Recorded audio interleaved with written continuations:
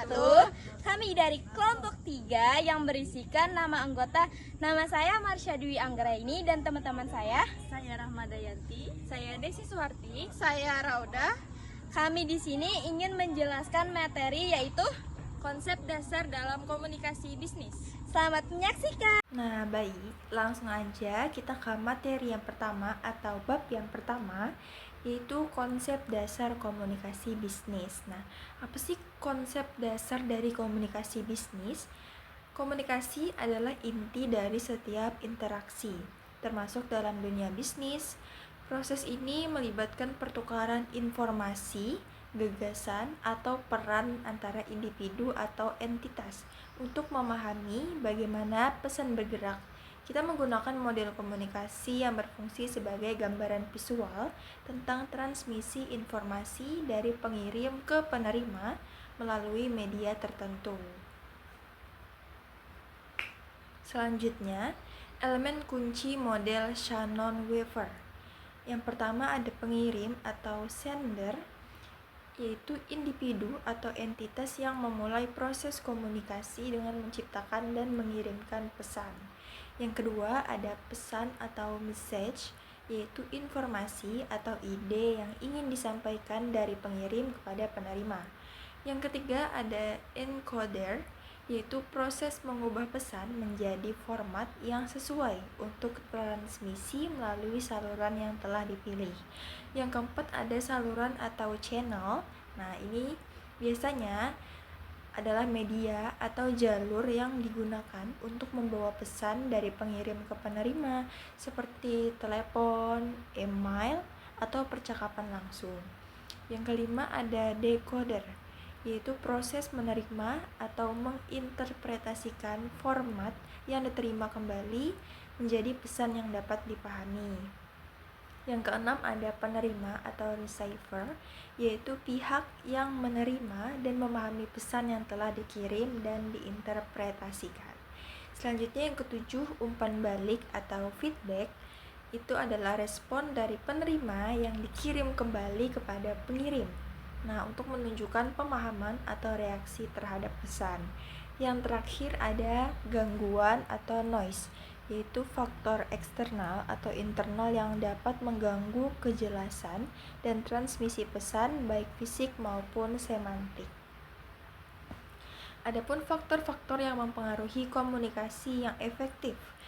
Komunikasi yang efektif adalah pondasi keberhasilan dalam setiap bidang, terutama bisnis.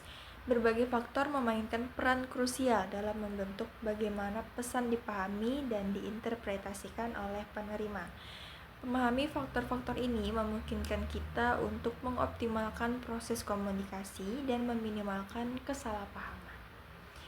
Adapun menurut Berlo tahun 1960, faktor-faktor utama yang mempengaruhi komunikasi meliputi konteks atau situasi komunikasi, hubungan antar individu, bahasa dan gaya komunikasi, perbedaan budaya, keterampilan komunikasi, kondisi emosi dan motivasi, adanya gangguan, ketidakjelasan pesan. Selanjutnya, tujuan komunikasi bisnis dan ruang lingkupnya. Yang pertama adalah informasi. Menurut Guffey dan Loewy tahun 2019, tujuan-tujuan ini meliputi informasi, yaitu menyampaikan data yang relevan, akurat, dan penting untuk pengambilan keputusan.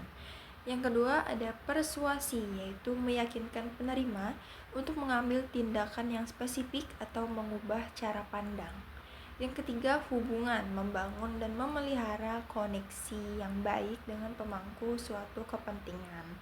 Yang keempat, adanya edukasi, yaitu mendidik karyawan atau pelanggan tentang produk, layanan, atau prosedur yang baru.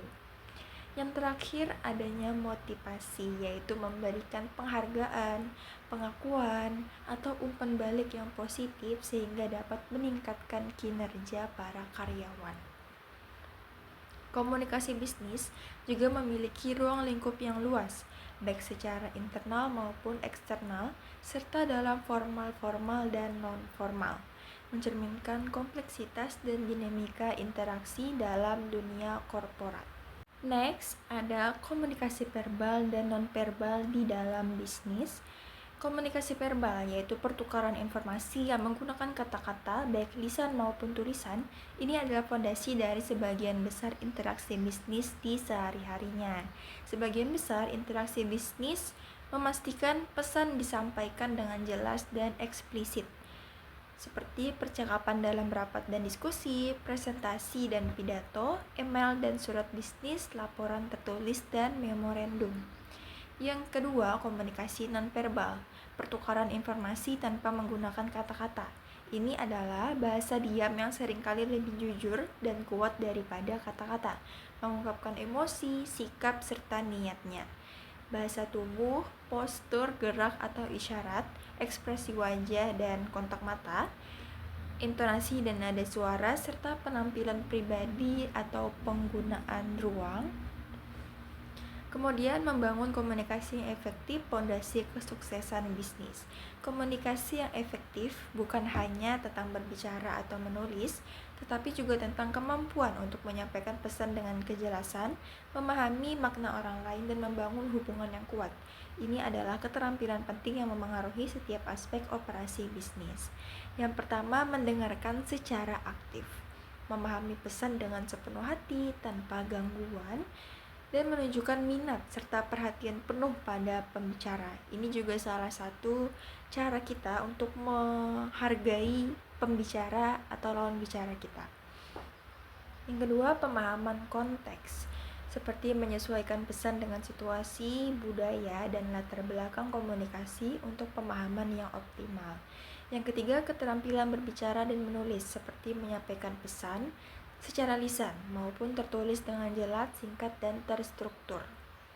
Keterampilan antar budaya, ini juga menyesuaikan gaya komunikasi dengan norma dan kebiasaan budaya yang beragam dari semua pihak yang terlibat, karena setiap budaya pasti memiliki gaya komunikasinya tersendiri.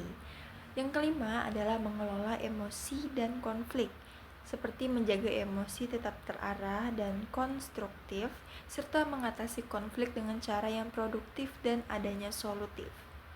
Yang keenam, pemahaman bahasa tubuh, mengenali dan menginterpretasikan sinyal yang nonverbal seperti bahasa tubuh dan ekspresi wajah pembicara atau lawan bicara. Kita memasuki bab yang kedua, yaitu bahasa dan pesan komunikasi bisnis.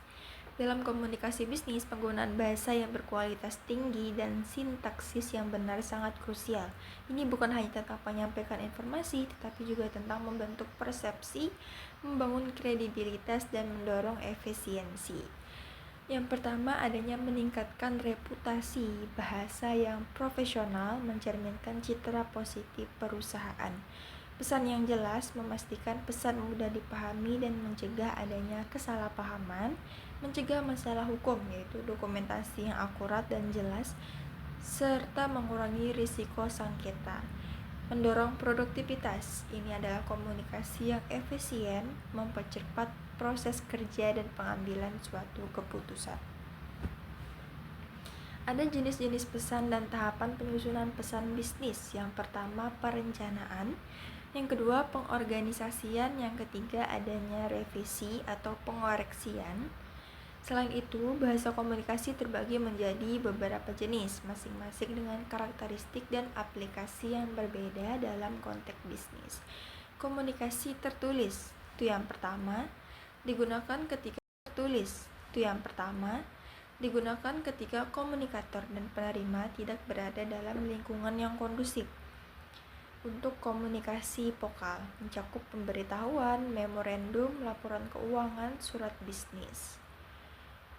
Ada juga macam-macam cara bahasanya, seperti kolokwial, bahasa sehari-hari, casual, bahasa santai, serta formal, bahasa resmi.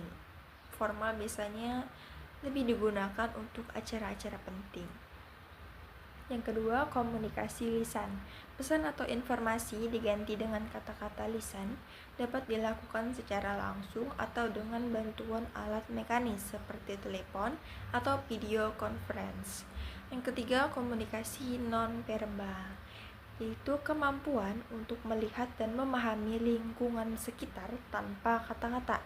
Ini melibatkan interpretasi ekspresi wajah, gerak tubuh, nada suara, dan penampilan pembicara. Memasuki bab yang ketiga dan keempat, yaitu penulisan komunikasi bisnis, surat, laporan, dan memo. Penulisan komunikasi bisnis yang efektif adalah kunci untuk mencapai tujuan suatu organisasi.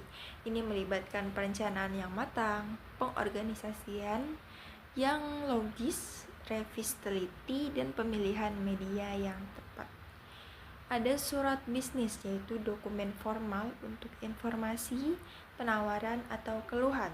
Strukturnya meliputi kepala surat, tanggal, salam, isi, dan penutup. Ada juga laporan bisnis. Ini menyajikan hasil kerja, evaluasi, atau rekomendasi. Penting untuk pengambilan keputusan, kontrol, dan administrasi di perusahaan. Ada juga memo atau memorandum, yaitu catatan singkat dan resmi untuk komunikasi internal. Ini digunakan untuk instruksi, informasi cepat, atau laporan. Keterampilan presentasi bisnis juga krusial. Presentasi yang baik memerlukan perencanaan audiens, penyusunan struktur seperti pembukaan, adanya isi, adanya penutup, dan penggunaan media visual. Aspek penyampaiannya seperti intonasi, bahasa tubuh, dan kontak mata sangat memengaruhi efektivitas. Selanjutnya, komunikasi efektif adalah kunci sukses dalam karir dan bisnis. Dalam dunia yang semakin terhubung, komunikasi adalah keterampilan fundamental yang membentuk setiap aspek kehidupan kita, baik personal maupun profesional. Presentasi ini akan mengupas tuntas pentingnya komunikasi bagi para pencari kerja atau kita mahasiswa dan profesional bisnis. Oke, baik, selanjutnya ada di bab 6 yang berjudul Komunikasi Calon Karyawan, kesan pertama yang menentukan. Dalam proses rekrutmen, kemampuan yang sangat krusial, namun seringkali komunikasi yang efektiflah yang menjadi proses penentu utama. Calon karyawan yang mampu berkomunikasi dengan baik memiliki keunggulan kompetitif yang signifikan. Terus, komunikasi yang dimaksud mencakup dua aspek utama. Yang pertama nih ada verbal, yaitu bahasa yang sopan, jelas, dan terarah saat menjawab pertanyaan-pertanyaan atau pendapat dari penyampaian. Yang kedua ada non-verbal, yaitu bahasa tubuh, ekspresi wajah, postur tubuh, dan kontak mata yang memberikan kesan pertama kepada pewawancara. Oke, selanjutnya ada di mendengarkan aktif dan surat lamaran yang memukau. Pertama, keterampilan mendengarkan aktif. Penting bagi pelamar untuk benar-benar menyimak pernyataan pewawancara, tidak terburu-buru menjawabnya dan menunjukkan keseriusan. Ini mencerminkan fokus dan profesional, membuat pewawancara menilai Anda sebagai individu yang perhatian dan mampu memproses informasi dengan baik. Selanjutnya ada di kedua, yaitu surat lamaran, yaitu komunikasi tertulis pertama. Surat lamaran adalah referensi awal Anda di mata perusahaan. Buatlah ringkasan yang sopan, yang rapi, dan mampu menonjolkan kelebihan serta motivasi Anda adalah kesempatan untuk menyampaikan siapa Anda dan mengapa Anda cocok secara persuasif. Nah, jadi secara keseluruhan, komunikasi yang baik adalah modal utama. Perusahaan mencari individu yang tidak hanya untuk cerdas, tetapi kita juga mampu bekerja sama untuk bersikap sopan serta beretika lebih tinggi. Selanjutnya di bab 7, komunikasi antar pribadi atau interpersonal, membangun hubungan yang kuat. Komunikasi antar pribadi adalah interaksi langsung antara dua orang atau lebih, seringkali dalam bentuk tatap muka atau lebih intim dan pribadi dibandingkan komunikasi kelompok atau massa, berfokus pada pertukaran langsung atau antar video. Yang pertama, umpan balik langsung. Respon instan memungkinkan penyelesaian bercakap secara real time. Yang kedua, ada kedekatan emosional. Itu membentuk ikatan dan empati yang lebih dalam antar individu. Dan yang terakhir adalah hubungan intim, yaitu mendorong rasa kepercayaan diri dan keterbukaan yang lebih tinggi. Kejujuran, keterbukaan, dan kemampuan mendengarkan yang sangat penting untuk interaksi yang lancar dan juga efektif. Fungsi dan pengaruh konsep diri dalam komunikasi interpersonal. Komunikasi antar pribadi yang efektif memiliki beberapa fungsi krusial. Yang pertama, memperbangun hubungan, baik personal maupun profesional, melalui interaksi yang tulus dan bermakna. Yang kedua, membangun kepercayaan, saling pengertian yang mendalam, memperkuat ketat antara pribadi dan pihak-pihak yang berkomunitas. Dan yang ketiga, ada penyelesaian konflik, yaitu memungkinkan pihak yang terlibat untuk saling memahami, berperspektif, dan mampu masing-masing secara solusi bersama. Selain itu, komunikasi interpersonal sangatlah terkait dengan konsep-konsep diri. Bagaimana seseorang memandang dirinya sendiri, konsep diri yang efektif meningkatkan kepercayaan diri dan berkomunikasi. Sedangkan konsep dari sisi negatif dan menyebabkan keraguan dan penutupan diri. Dengan demikian, komunikasi antar pribadi tidak hanya penting dalam kehidupan sehari-hari, tetapi juga berpengaruh besar dalam dunia kerja untuk menjalin kerjasama, kepercayaan diri, dan hubungan yang lebih baik. Bab 8. Komunikasi bisnis lintas budaya. Menembus batas. Komunikasi bisnis lintas budaya adalah penggunaan komunikasi verbal dan non-verbal dalam dunia bisnis dengan mempertimbangkan faktor-faktor budaya di suatu daerah, wilayah, atau negara. Konsep ini tidak hanya mencakupi internasional tetapi juga budaya lokal yang beragam dalam suatu negara. Ini menukar kepentingannya adaptabilitas dan pertukaran ide untuk mencapai pemahaman bersama. Tujuannya adalah mengenalkan ide atau gagasan dari suatu budaya ke budaya lain yang saling mempengaruhi secara positif. Pentingnya dan pola dalam komunikasi bisnis lintas budaya. Komunikasi lintas budaya sangat penting karena perbedaan budaya dapat menjadi keunggulan dan pola untuk meningkatkan bisnis. Dengan memahami dan menghargai perbedaan ini, perusahaan dapat membangun hubungan yang lebih kuat dengan pelanggan dan karyawan dan meningkatkan kerjasama. Faktor penentuan negosiasi menyatakan perbedaan strategi dan keberhasilan dalam komunikasi bisnis lintas budaya. Komunikasi lintas budaya juga berfungsi sebagai alat penting dalam pengambilan keputusan dan mencakup kecenderungan menilai budaya lain berdasarkan standar sendiri. Untuk kerjasama bisnis lintas budaya dengan pelajari bahasa dan budaya setempat, hindari asuhan tentang perbandingan orang lain, kembangan empati sebelum menyampaikan pesan, sesuaikan diri dengan budaya setempat, misalnya dengan konteks mata atau posisi diri sebagai individu, bukan perwakilan kelompok. Bab 9. Tujuan pilar komunikasi bisnis efektif. 1. Memahami terhadap komunikasi. 2. Penggunaan pikiran. 3. Memahami bahasa. 4. Kejelasan pesan. 5. Daya persesuaian. 6. Kelengkapan pesan. 7. Keinginan baik. membangun komunikator unggul untuk masa depan. Komunikasi bisnis lebih dari sekadar menyampaikan pesan, ini tentang memastikan pesan tersebut dipahami dengan baik, membangun hubungan dan mencapai tujuan bersama. Baik Anda seorang pencari kerja, mahasiswa, atau keterampilan komunikasi adalah investasi terbaik untuk masa depan Anda. Faktor pada kejelasan dan kelengkapan pesan. Kembangkan kemampuan mendengarkan aktif dan empati. Pahami dan hargai perbedaan budaya dalam setiap internasional.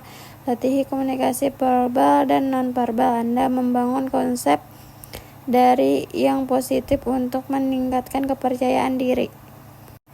Bab 10. Pentingnya rapat bisnis. Rapat bisnis adalah komunikasi kelompok tatap muka dalam organisasi baik pemerintahan maupun swasta.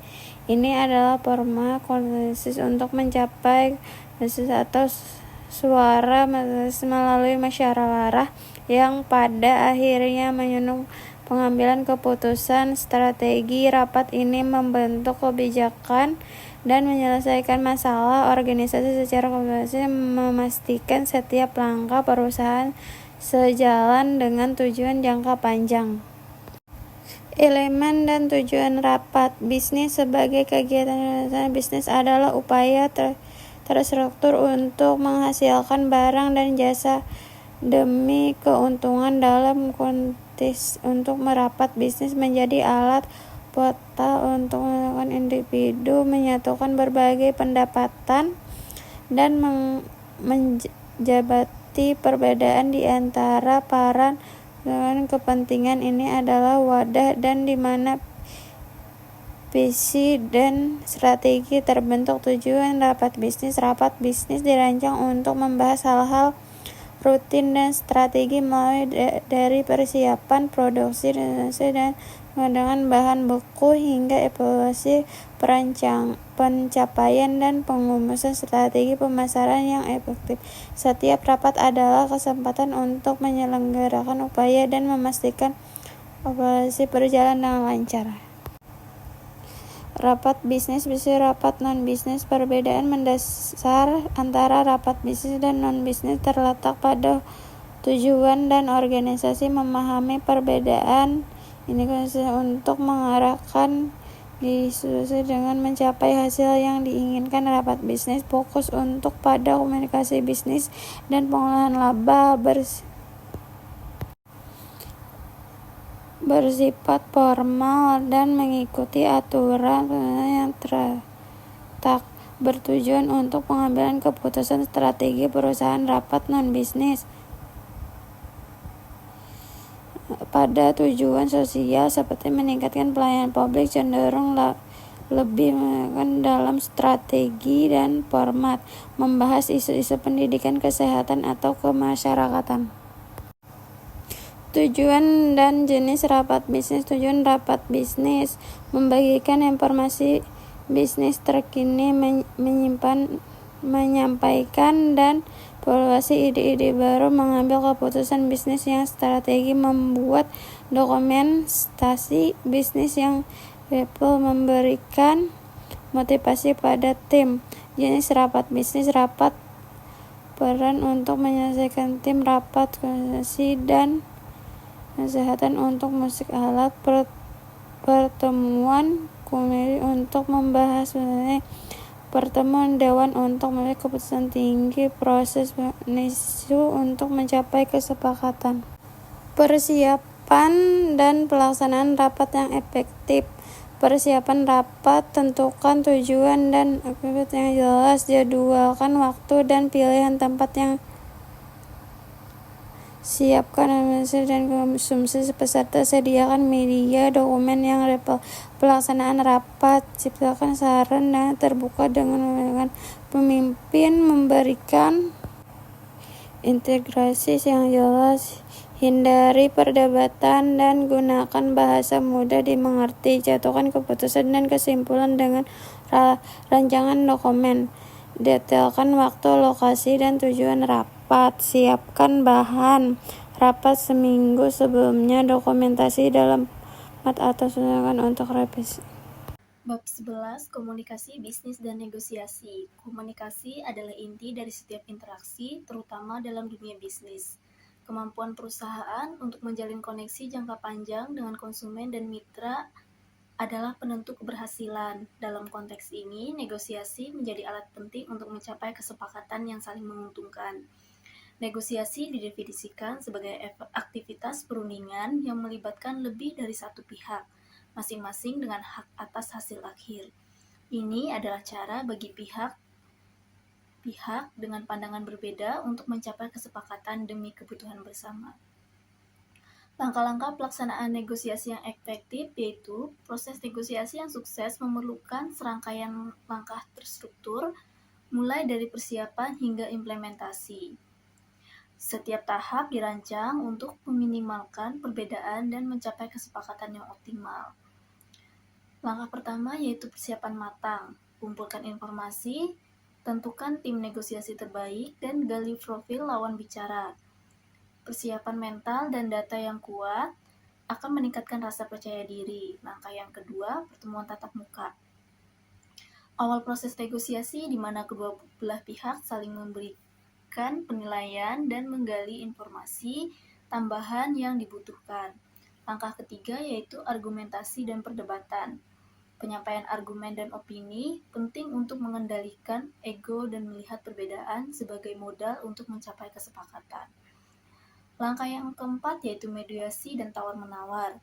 Proses menentukan titik temu yang dapat disepakati dan saling menguntungkan. Mediasi membantu menjembatani celah antara kedua belah pihak.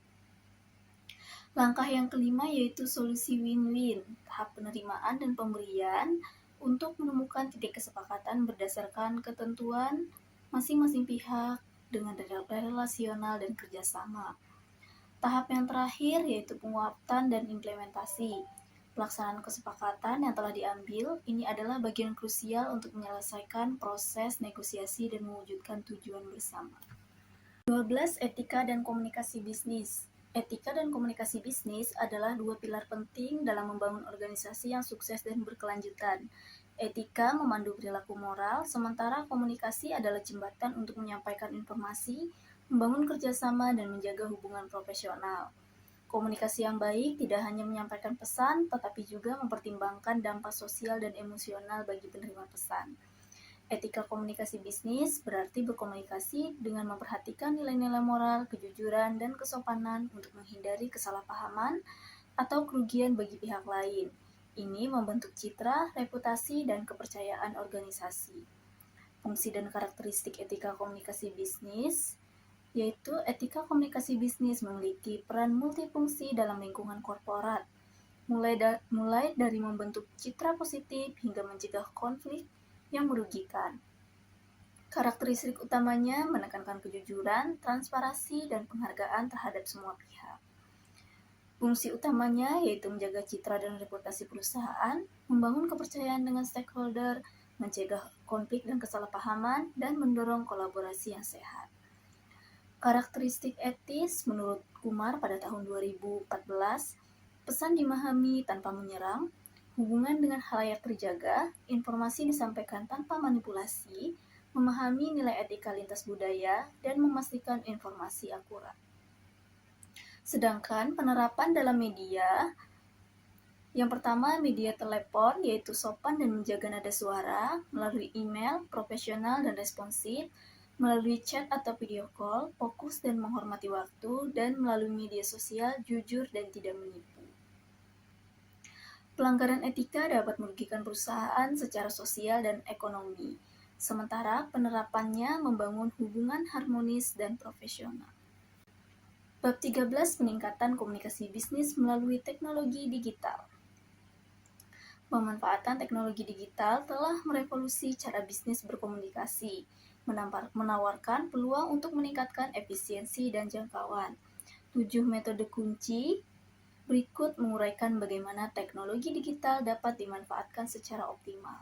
Yang pertama, aksesibilitas, memungkinkan komunikasi kapan saja dan di mana saja, memenuhi kebutuhan pelanggan, dan mempertahankan keunggulan kompetitif. Yang kedua, paparan, Memperluas jangkauan komunikasi melalui media digital, meningkatkan branding dan strategi pemasaran. Yang ketiga, protokol keamanan. Penerapan manajemen keamanan yang ketat untuk melindungi data sensitif dan mengamankan alur kerja digital. Yang keempat, keandalan, yaitu mengurangi kesalahan komunikasi tradisional, memastikan pesan lebih cepat, akurat, dan aman terkirim serta dipahami. Yang kelima, pendidikan. Pelatihan berbasis digital yang fleksibel, cepat, dan hemat biaya meningkatkan keterampilan karyawan secara efisien. Yang keenam, produktivitas. Otomatisasi mengurangi beban kerja manual, mempercepat proses, dan memungkinkan karyawan fokus pada tugas yang lebih strategis. Dan yang terakhir, tata kelola. Menetapkan pedoman dan kebijakan komunikasi digital yang jelas untuk pengawasan, pengarsipan, dan pengelolaan konten.